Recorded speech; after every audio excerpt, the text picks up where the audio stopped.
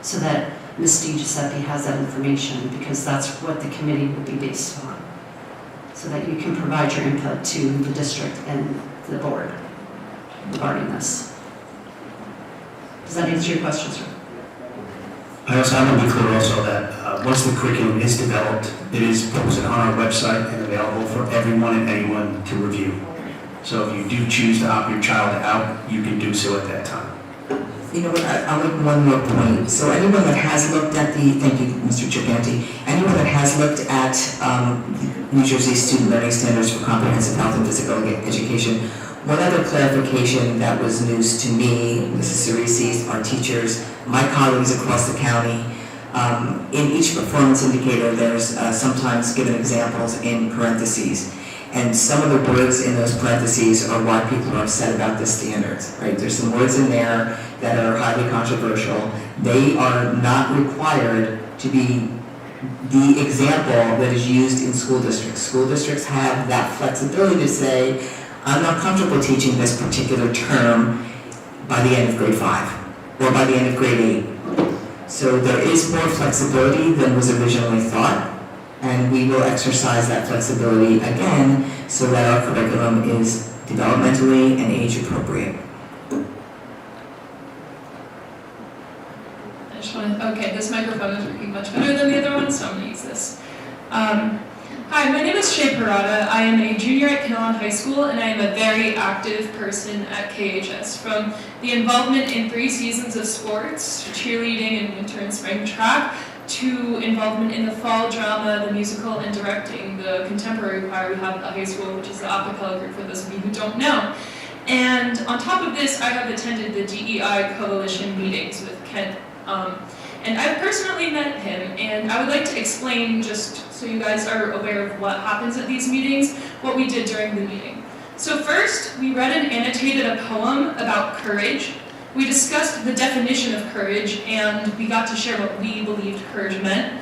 And something that somebody said that stuck out to me was that to have courage is to be who you are, overcoming the fear of judgment of others and remaining proud of yourself. And I took this to heart because as a teenager, I understand how it does take courage to simply exist, to wake up every single morning and make the choice to be yourself.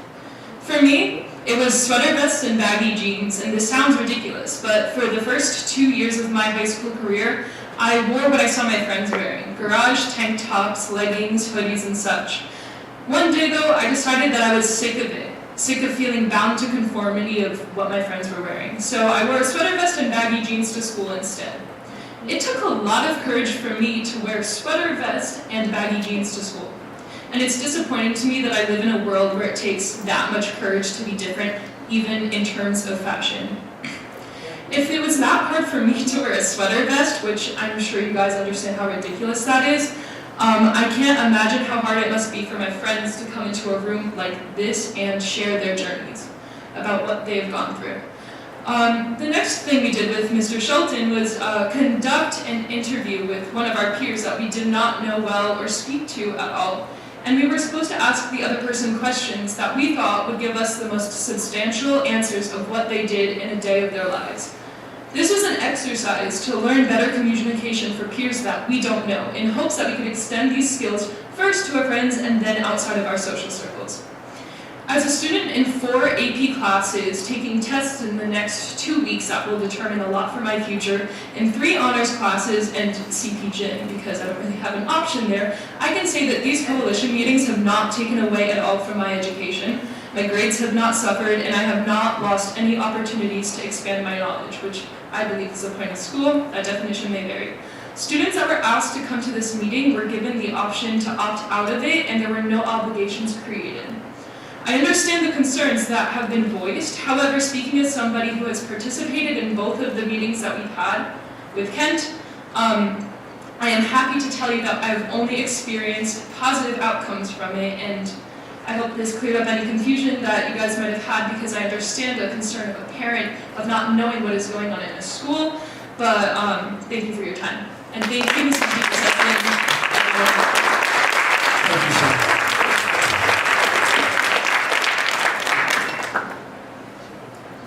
Hello, my name is Sully Demblaker. I I am a high honor roll junior student at KHS.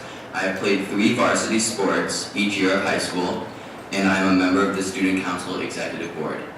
I am your kids' friend. I cheer them on at sports games. I help them out in class. I work with them to solve problems. So I'm here to respond to some of the things that I heard at the last board meeting. I just want to address the question, does it matter if I'm gay or straight? It shouldn't. I would like to believe that I can be treated with equal consideration either way. But after listening to some of the discussions at the last board meeting, I'm not so sure. But us humans, as empathetic beings, respond very well to personal experiences, so allow me to share mine. I am proud to be gay, but I wasn't always. In fact, even a year ago, I could not honestly say that. My struggle with my sexuality began in middle school. Like my classmates, I went through puberty and I developed feelings of sexual attraction. Only mine weren't the same as my friends. When I was in middle school, gay was an insult. It meant that you did not belong and that you were alone. Every day, I was reminded that I would not be accepted by my friends for being gay. But I was. As much as I could hate myself for it, as much as I could desperately wish to change it, I was gay. However, my self-hatred was entirely internal. None of my friends could tell, and none of my teachers could either. Speaking to the guidance counselors about it wasn't an option because that would require me to accept my sexuality, which at the time was something that I could not do. And this is a struggle that a lot of the middle school students are facing right now. You might not even know. It could be your kid. You don't know. Fortunately, I did learn to accept myself for who I was. I had tried for so long to change, but I couldn't. Just as how you can't change the fact that your eyes are green. Sure, colored contacts are an option, but no amount of effort and boxes of blue colored contacts can change the fact that you have green eyes. Eventually, you just have to learn to accept the fact that you have green eyes, look in the mirror, and love yourself for it. After years, I got tired of looking in the mirror and hating myself for something that I could not change, so I accepted myself. However, I fear for those kids that cannot take off their metaphorical contacts. I fear for the kids in middle school that, as I did, are struggling to love themselves for who they are in an environment that promotes assimilation and self-loathing. I fear for the mental health and growth of the kids that think they have no outlet, that return home to a home that only progresses even more homophobic comments than the ones that they hear at school. Since I don't have a vote, help me to help the other kids. I'm asking you, the school board, to provide a school that actively works to support a community of acceptance, so each student can succeed academically, socially, and personally. And I'm asking you, our parents, at the bare minimum, to be tolerant. I think that if all parents went home tonight, talked to their kids, and simply told them, I will love you and accept you unconditionally, then a lot of lives can be saved. I'm asking you to accept that there are kids in the school district who are not straight, but deserve equal rights to an education that helps them to become informed citizens. The new sex ed program will accomplish this. All kids are entitled to an education that serves to their needs, and if some students receive education that addresses their sexual needs while others do not, that is systematic discrimination. I'm asking you to teach acceptance in your house. Teach the values of discussing and learning from differences. Teach kindness and teach respect. Thank you.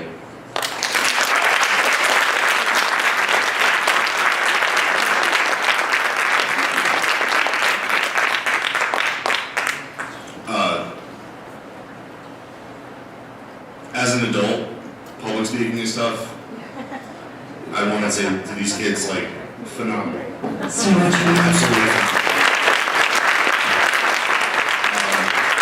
that being said, I understand the difference. Kevin Horbituk, 238 Kinnelon Road. Again, newer resident, I haven't even been here a year yet. I understand the difference between you guys, the state standard and the curriculum and developing that. I fully grasp that concept. I just wanted to point some statistics out before you guys, or when you guys start to brainstorm the curriculum for the upcoming year. Considering there is a lot of time and effort put on the things that were previously just talked about, I'm just going to give you some facts to consider when going to develop curriculum for the health and physical education. 1 in 5 children are considered obese. Not overweight, obese. That's 30% body fat. That's heart disease, kidney disease, liver disease. We're addressing a lot of things for gender identity. That's phenomenal. Thoughts and feelings, phenomenal.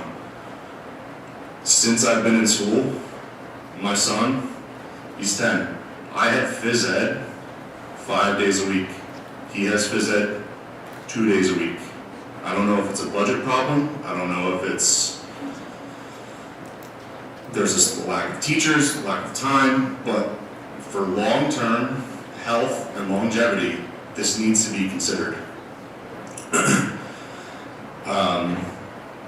I guarantee you, in terms of what they're teaching them in health class, there's not one child that can explain what caloric expenditure is. I guarantee you there's an administrator or teacher that cannot actually explain what a balanced macronutrient diet is. Both of those things are unbelievably important for health and longevity.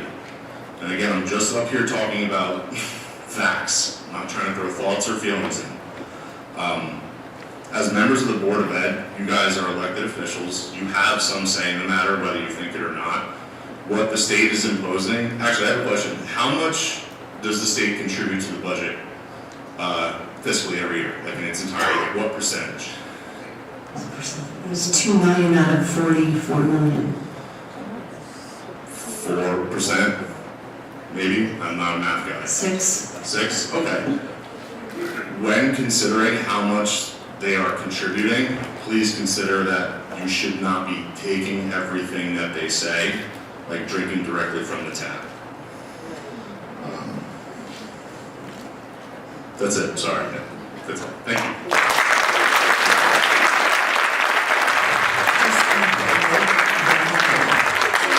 They have the updates to nutrition curriculum as well. In the new standards, nutrition has been updated as well. That still doesn't solve the gym class issue. I know that's a very blanket way to put it, but you need to be teaching literally gym class. Not like just health, it needs to be physical movement. Otherwise, you're going to have really bad habits develop at a very young age, which then shorten people's lifespans. Thank you.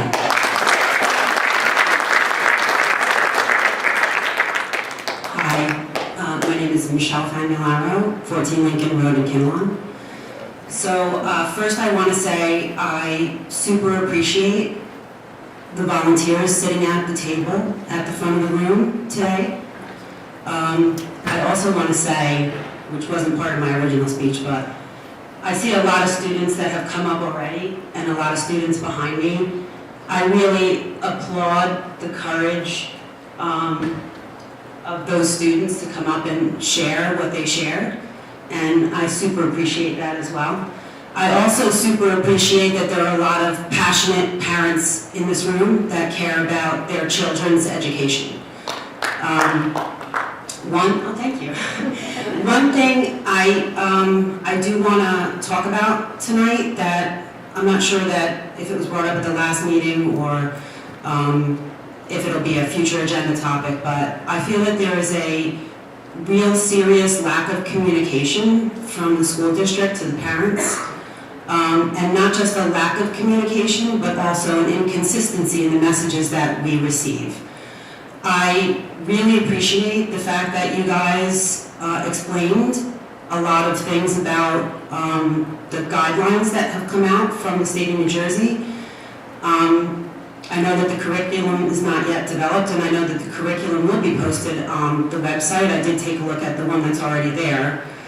But I think, at least for me, and I'm not sure if any other parents feel this way, you know, I don't want to hear about things on the Kinlaw, New Jersey Moms and Dads, page, ranting and shaming, and I just think we need to set a better example for the kids. But I do firmly believe that either the school district or the powers that be should really spend a little bit more time. I know that if I go on the website and read the curriculum, I may not completely understand where all of these new changes are intertwined into each class. So I need to better understand what is coming.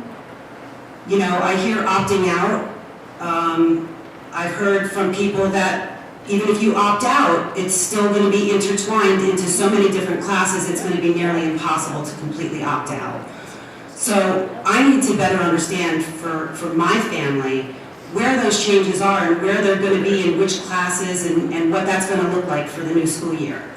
And however that has to happen, I think it should come from someone, whether it's the Board of Education or the district somehow, to spend the time to explain where these changes will be, in what classrooms, and what it's going to look like, and not just post the curriculum and say, there you go read it for yourself, because I know for me, I may not fully understand what that means. And so I would super appreciate if you guys could advocate for us and maybe have some type of meeting for the parents to explain all of this for the high school, for the middle school, for the grammar school. Because for me, that's the most important thing. I want to be able to understand so that I can make better choices